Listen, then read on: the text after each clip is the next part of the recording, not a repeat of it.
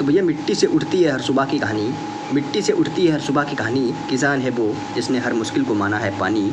अब खबरों में भी होगा, अब खबरों में भी उसकी होगी झलक, क्योंकि भैया एग्री ज्ञानपीठ लाया है करंट अफेयर की धमक। तो भैया स्वागत है सभी का एग्री ज्ञानपीठ अकेडमी में।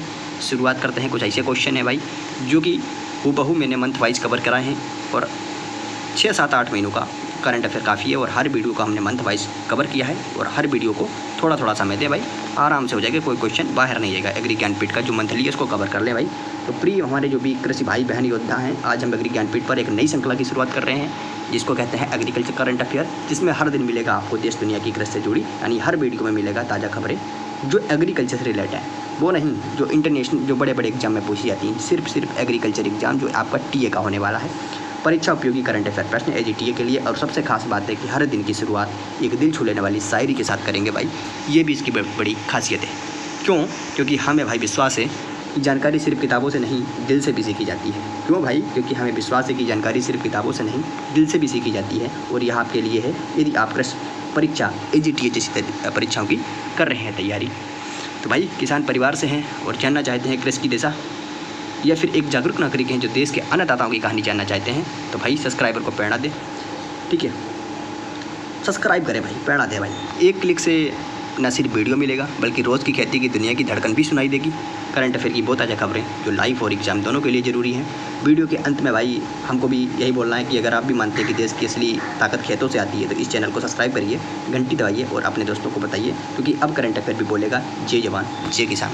पढ़ते हैं, चलो आगे। क्वेश्चन पहला है, क्वेश्चन है पहला, तो पढ़ लो कायदे से, दे दो इसका उत्तर।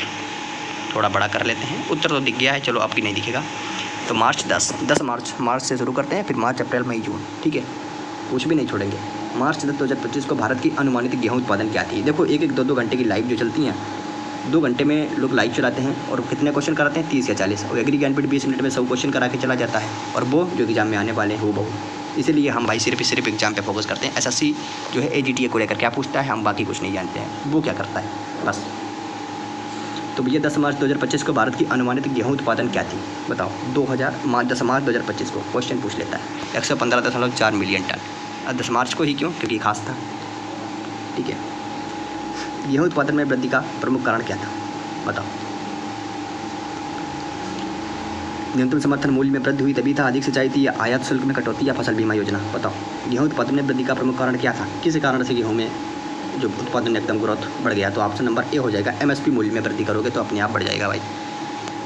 लेकिन ये चीज़ ख़राब भी है, जिस पे एमएसपी ज़्यादा लोग वही खेती करते हैं और मिट्टी की दिन दशा ख़राब हो जाती है। आईएमडी ने मार्च 2025 में कौन सी चेतावनी दी थी? कौन सी चेतावनी दी थी? तापमान औसत से नीचे रहेगा। 2025 में या मार्च 2025 में कौन सी चेतावनी दी थी? तो आप समझेगा बी, मार्च अत्यधिक गर्म रहेगा। तो ऐसे भी पूछता है कौन सा महीना अत्यधिक गर्म रहा, तो भैया मार्च। मार्च 7, 2025 को भारत सरकार ने किस पर प्रतिबंध हटाया? मार्च में हटाया था। कौन तारीख को? 7 को। सभी चावल निर्यात पर, केवल ब्राउन राइस पर, 100% ब्रोकन राइस निर्यात पर, एथेनॉल उपयोग है तो चावल पर। ऐसे क्वेश्चन मिल जाए तो एकदम काट के रख दोगे भाई। 100% ब्रोकन राइस निर्यात पर। लेकिन अगर एग्री ज्ञानपीठ से हो तो भाई ऐसे क्वेश्चन कराएंगे और जैसे हो बहु एग्जाम में आते हैं, ना कि दुनिया भर का इंतजाम बताएं भाई, जिसका दूर से कोई मतलब ही नहीं हो। ठीक है, 5 नंबर है, चावल निर्यात पर प्रतिबंध हटाने का प्रभाव वैश्विक कीमतों पर क्या पड़ा? क्या पड़ा? तो वैश्विक कीमतें जो हैं वो आपकी क्या हो गई? गिर गई।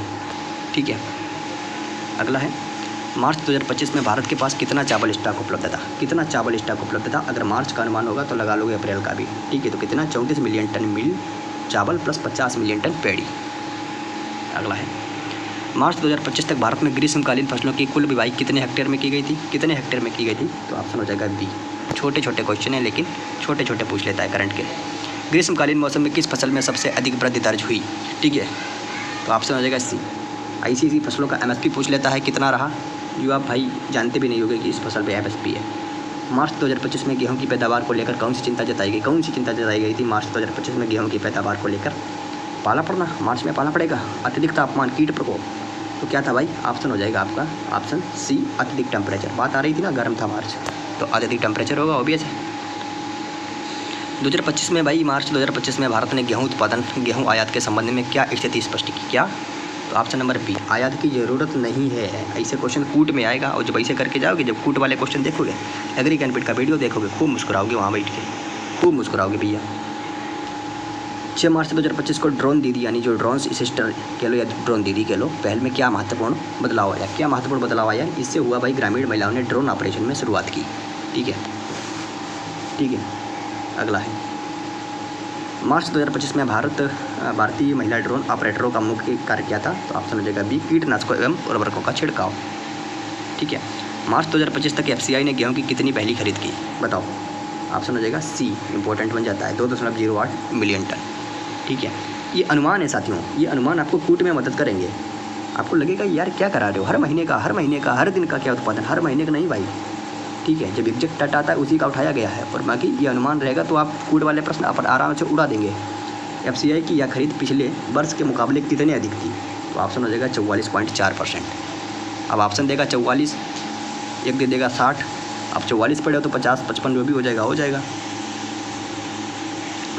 FCI ने गेहूं खरीद को बढ़ावा देने के लिए किसानों को क्या अतिरिक्त लाभ दिया? तो ये हो जाएगा। अगला है भाई, ठीक है। अगला है भारत सरकार ने मार्च 2025 में कितनी चीनी निर्यात करने की अनुमति दी? ध्यान रखना ये नेशनल करंट अफेयर है। 1.0 मिलियन टन यूपी का जस्ट आने वाला है। चीनी निर्यात की अनुमति किन शर्तों के तहत दी गई? किन शर्तों के तहत? ऑप्शन हो जाएगा आपका D, first come first serve आधार पर सीमित निर्यात। ठीक है। अगला है भाई 28 मार्च 2025 तक भारत के पास गेहूं का बफर स्टॉक कितना था? गेहूं के पास बफर स्टॉक कितना था? तो 9.7 मिलियन टन था भैया, 9.7 मिलियन टन। सरकार ने मार्च 2025 में किस फसल के MSP में वृद्धि की घोषणा की? कौन सी फसल के MSP में वृद्धि की घोषणा की? तो भैया गेहूँ में की थी।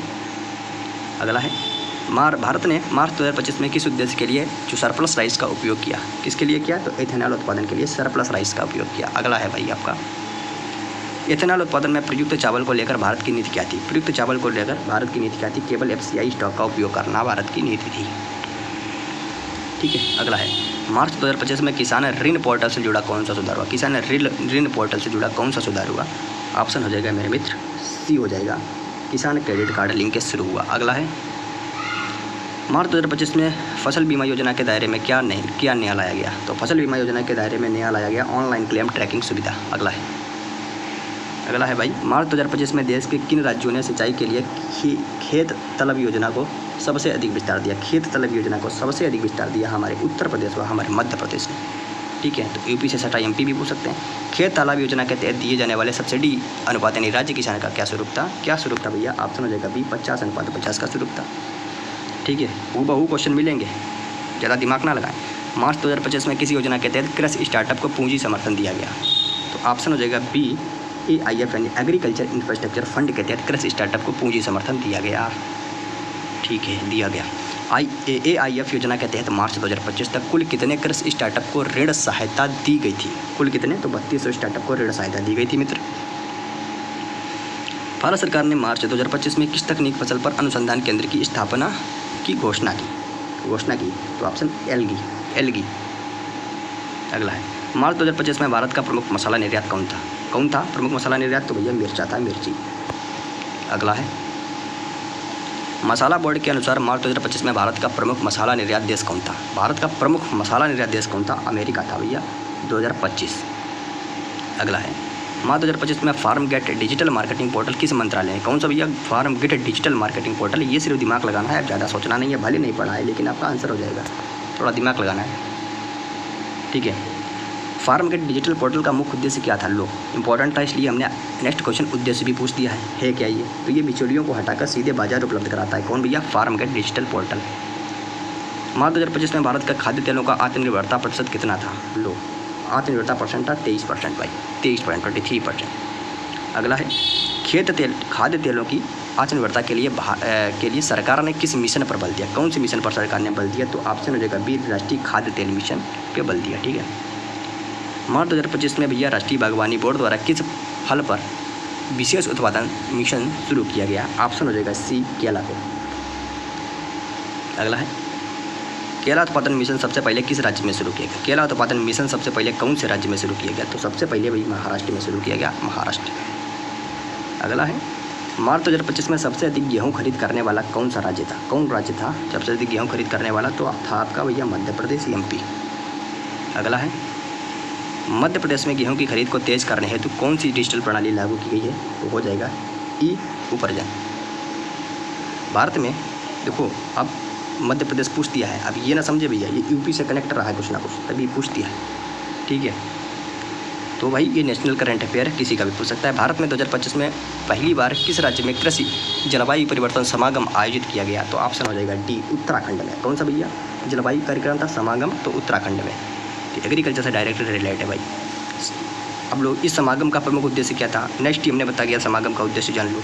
जलवायु अनुकूल कृषि मॉडल तैयार करना, कोई भी डाउट नहीं रखना है। जो आपका डाउट आता है मन में ना, वो हम नेक्स्ट क्वेश्चन में रख देते हैं, क्योंकि हम भी तुम्हारी तरह सोचते हैं।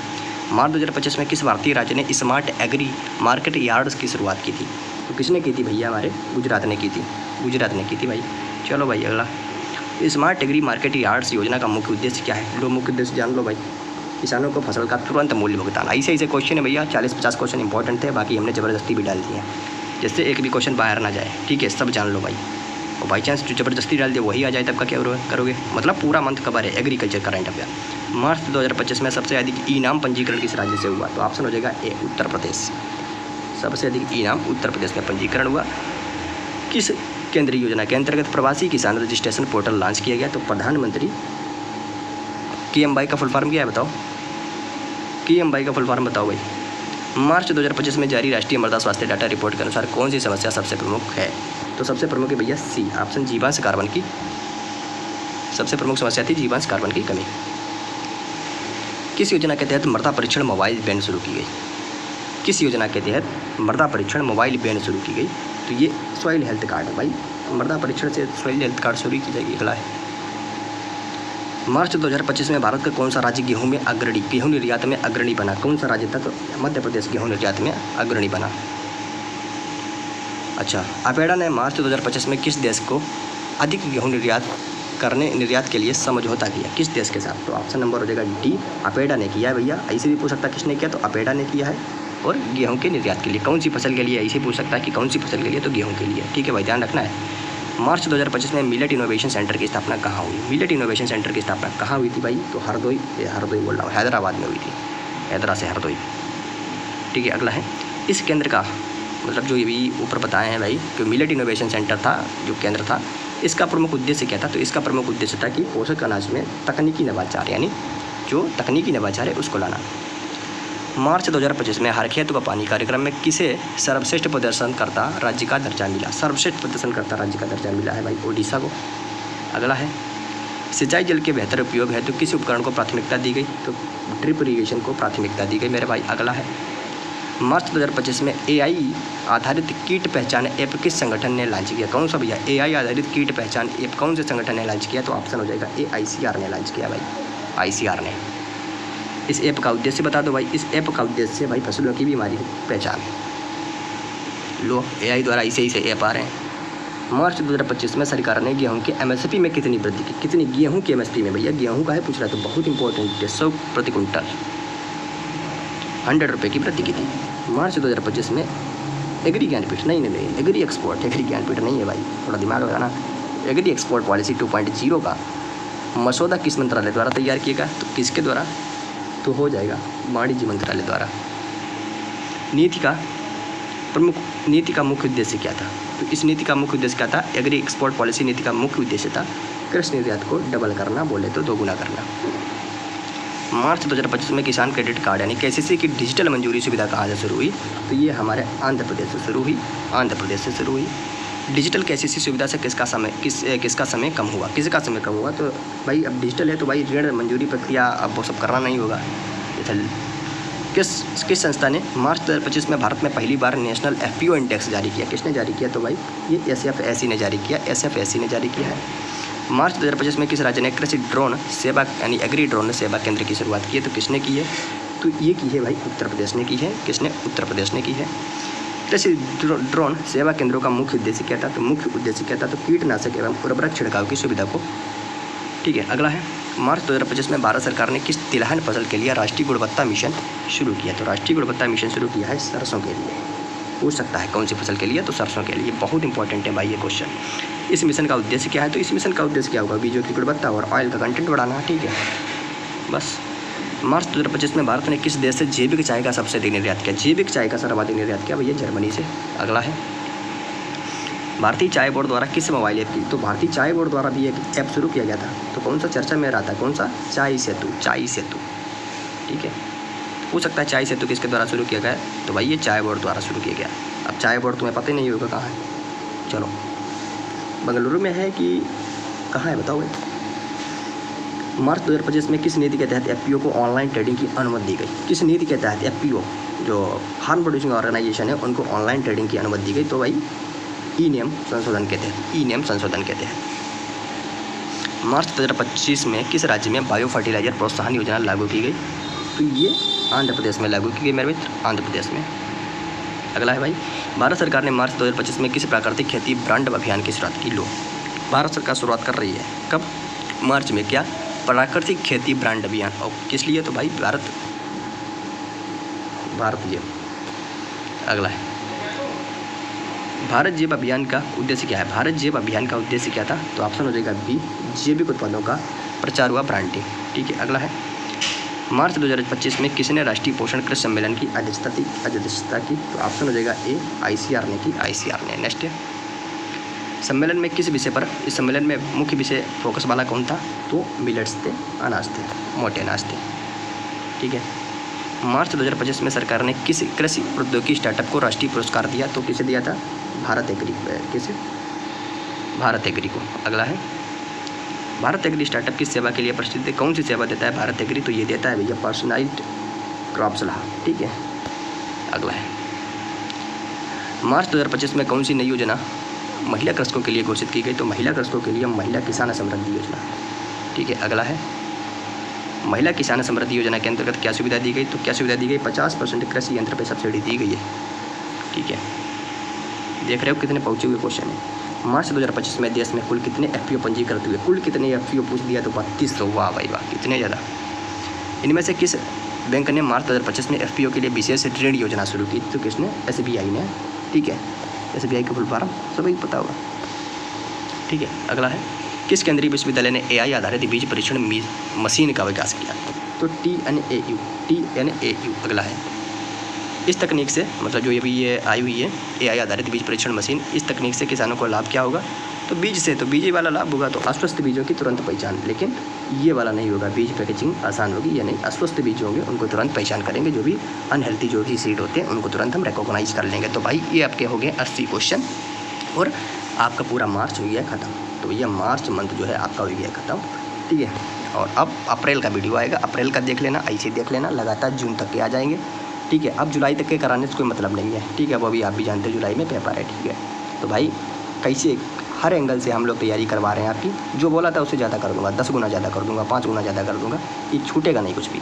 तो इतने क्वेश्चन करना, इससे ज़्यादा ना करना मेरे भाई। करोगे तो कोई नहीं, बहुत बड़ा है। आप लोग कम से कम 1000 क्वेश्चन मार्च में निकले होंगे एग्रीकल्चर से। लेकिन जो पूछता है ट्रेंड क्या है एग्जाम का, ठीक है।